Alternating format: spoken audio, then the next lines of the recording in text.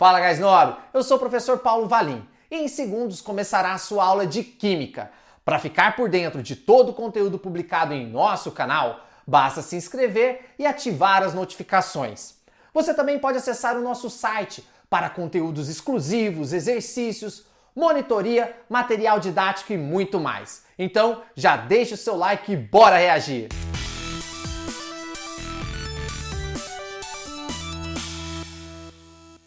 Fala, gás nobre, tudo bem? Preparado para reagir? Muito bem-vindo à nossa aula sobre o carbono. Isso mesmo, nós temos uma aula inteira dedicada ao personagem principal da química orgânica. Vamos lá? Gás nobre, desde os primórdios da química, o homem tem descoberto e extraído compostos dos seres vivos e do reino mineral. Daí, em 1777, esse cientista aqui chamado Bergman, ele faz a primeira grande divisão da química. Divide a química em química inorgânica e em química orgânica. A química inorgânica seria a química, então, responsável por estudar os compostos extraídos do reino mineral. Enquanto a química orgânica seria a parte da química responsável por estudar os compostos extraídos dos seres vivos. Logo depois veio Lavoisier. E Lavoisier conseguiu comprovar experimentalmente que os compostos orgânicos continham o elemento químico carbono em sua estrutura.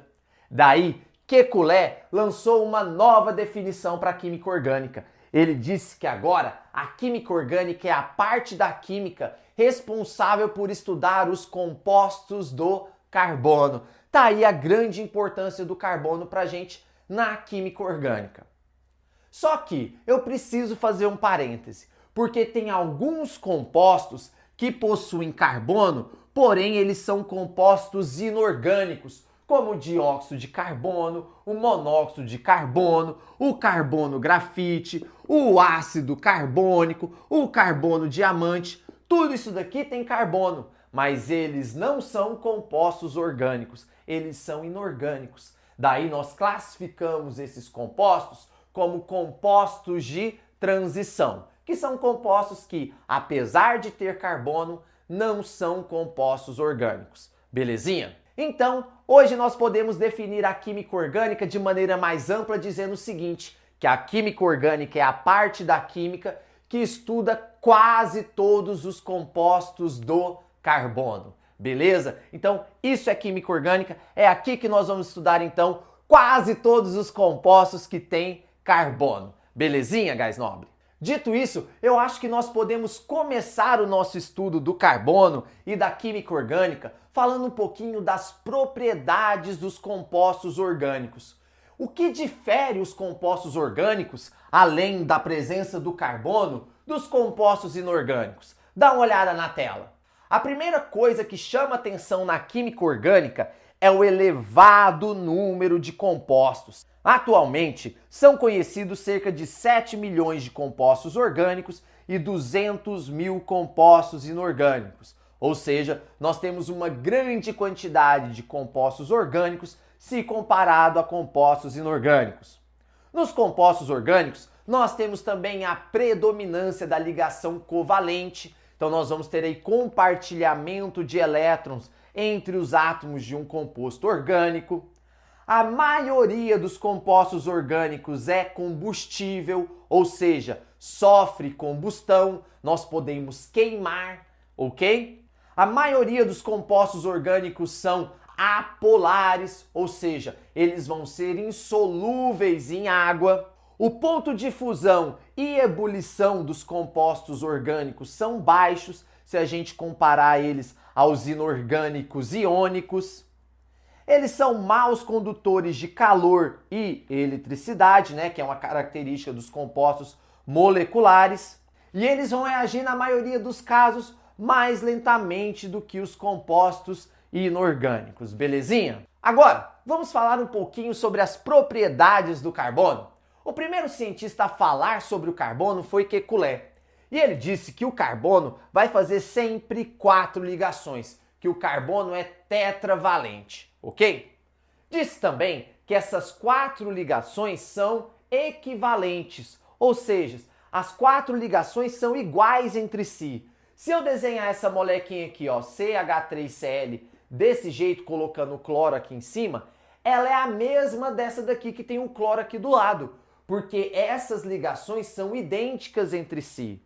Então eu posso desenhar o cloro aqui embaixo, aqui do lado, vai ser sempre a mesma molécula. As 4 ligações são equivalentes.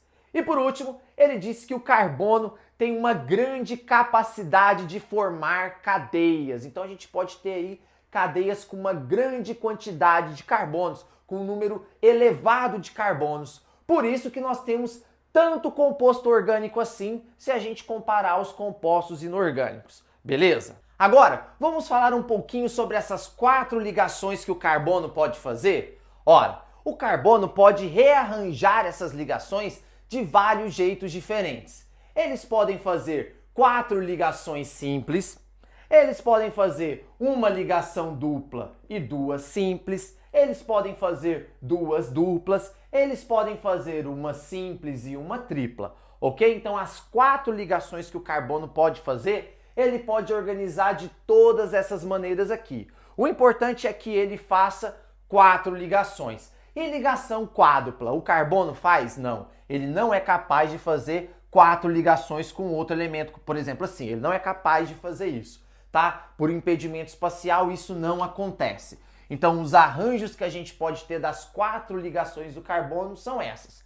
E qual o impacto de cada um desses arranjos? Ora, dependendo da maneira como ele se liga, se ele faz dupla ou triplas ligações, nós temos esse carbono ocupando uma geometria no espaço diferente. Então, vamos dar uma olhadinha em cada uma dessas ligações, como que o carbono se organiza no espaço para fazê-las. Olha só, vem comigo. Aqui, vamos começar pelo carbono fazendo 4 ligações simples, pelo carbono saturado. Carbono saturado é aquele que só faz ligação simples. Então, olha só, se ele é um carbono saturado, se ele está fazendo só ligações simples, ele vai ter quantos ligantes? 1, 2, 3, 4.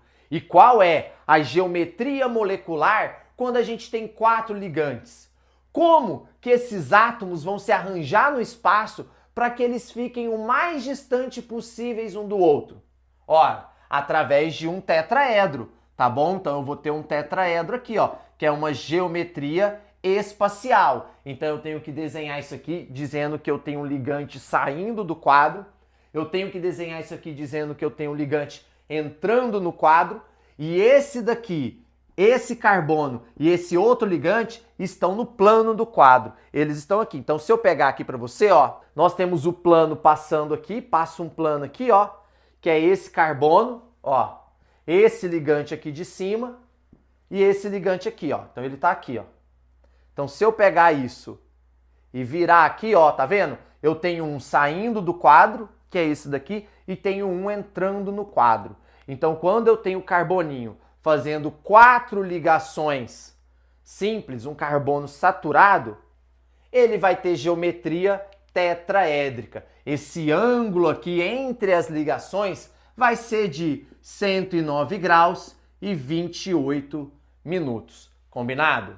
Agora, se eu tenho esse arranjo aqui, onde eu tenho uma dupla ligação, né? Nós temos um carbono com quantos ligantes? 1, 2, 3 ligantes. E 3 ligantes, qual geometria molecular que nós temos? Trigonal plana, porque a gente não tem elétron livre no átomo central. Então aqui nós temos uma geometria trigonal plana, ok? Porque o mais distante que esses ligantes vão estar um do outro seria aqui nos vértices de um triângulo, ok? Então aqui nós temos ângulos de 120 graus entre esses ligantes. É isso aqui que a gente tem, ó. Olha só. Aqui está fazendo uma dupla ligação, isso aqui está representando um oxigênio, e como você pode ver, nós temos aqui um triângulo, trigonal plana, porque a gente tem uma ligação dupla, belezinha?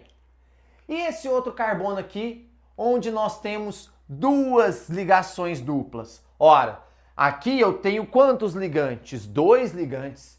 De que maneira esses 2 ligantes vão se organizar no espaço para ficar o mais longe possível um do outro? Ora, de forma linear, 180 graus. Eu tenho um ligante do lado de cá e outro ligante do lado de cá. Então, a geometria quando eu faço duas duplas ligações, porque agora eu só tenho dois ligantes, é uma geometria linear, beleza? A mesma coisa quando eu tenho uma ligação simples e uma tripla. Eu tenho também uma geometria linear, porque eu vou ter só dois ligantes. Então eu tenho um ligante do lado de cá e o outro mais distante possível, 180 graus. Belezinha? Então, se nós temos um carboninho saturado, ou seja, que só faz ligação simples, nós temos uma geometria tetraédrica com ângulo entre as ligações de 109 graus e 28 minutos. Se eu tenho uma dupla ligação, eu tenho 3 ligantes. Se eu tenho 3 ligantes, eu tenho geometria trigonal plana. 120 graus é o ângulo entre esses ligantes. E se a gente tem duas duplas, ou uma tripla e uma simples, nós temos geometria linear. 180 graus de distância entre essas ligações, entre esses ligantes. Beleza? Agora, vamos continuar aqui falando das ligações entre os carbonos. Gás nobre, nós já estudamos lá na nossa aula de ligação covalente que quando eu tenho uma ligação simples, eu tenho uma ligação que é chamada de ligação sigma. Então, um carbono que faz 4 ligações simples, um carbono saturado, ele vai ter quantas ligações sigmas? 1, 2, 3, 4. Beleza? Olha esse carbono aqui. Esse carbono está fazendo uma dupla ligação. Então, o carbono, quando nós temos dupla ligação, nós temos o quê? Uma ligação sigma e outra ligação pi. Não é verdade? Então, a dupla, a primeira sempre é sigma e o resto é pi. Beleza? Aqui a ligação simples é ligação sigma, aqui a ligação simples é também ligação sigma. Beleza? Então, quando eu tenho um carbono fazendo uma dupla ligação, ele tem 3 ligações sigmas e uma ligação pi. Ok? Olha aqui se eu tiver o carbono fazendo 2 ligações duplas. Se ele está fazendo 2 ligações duplas, eu tenho o quê? Ó, sigma, a primeira sempre é sigma, o resto é pi.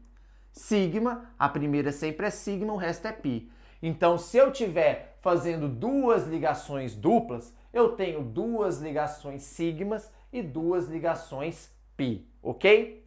E agora aqui, quando eu tenho o carboninho fazendo uma simples e uma tripla, ora, a primeira ligação é sempre sigma, o resto vai ser pi. Então aqui nós temos uma sigma, 2 pi, e aqui a gente tem também uma sigma.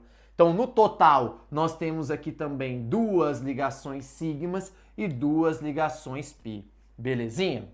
E se esse carbono que faz 4 ligações simples, nós chamamos ele de carbono saturado, esses carbonos aqui que não fazem só ligação simples, que tem uma dupla ou uma tripla, nós vamos chamar eles de carbonos insaturados.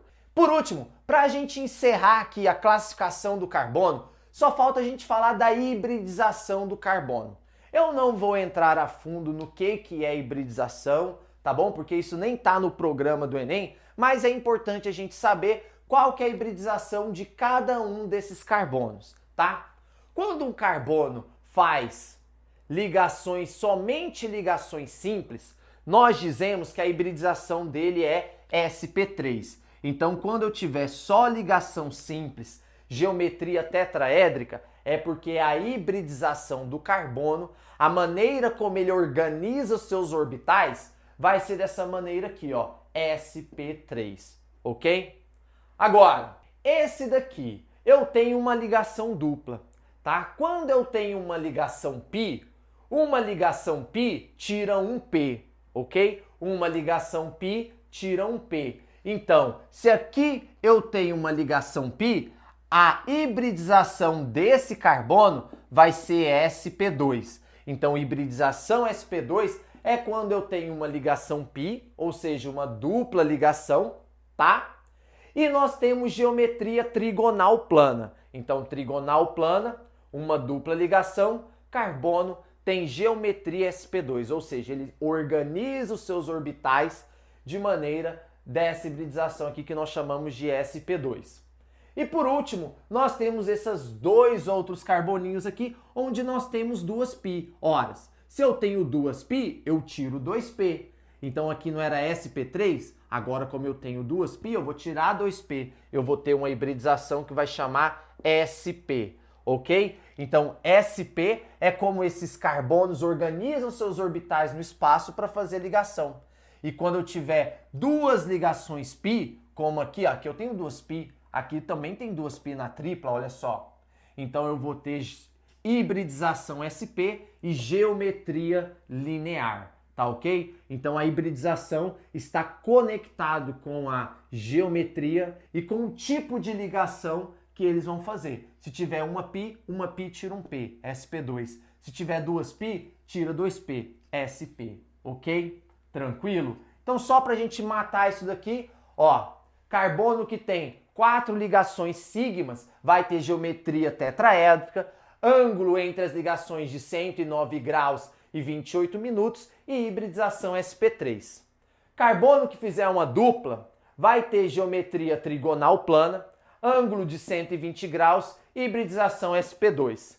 Carbono que tiver duas duplas ou uma tripla, nós vamos ter geometria linear, ângulo de 180 graus e hibridização sp. Belezinha, guys nobre? Tranquilo? Fechou?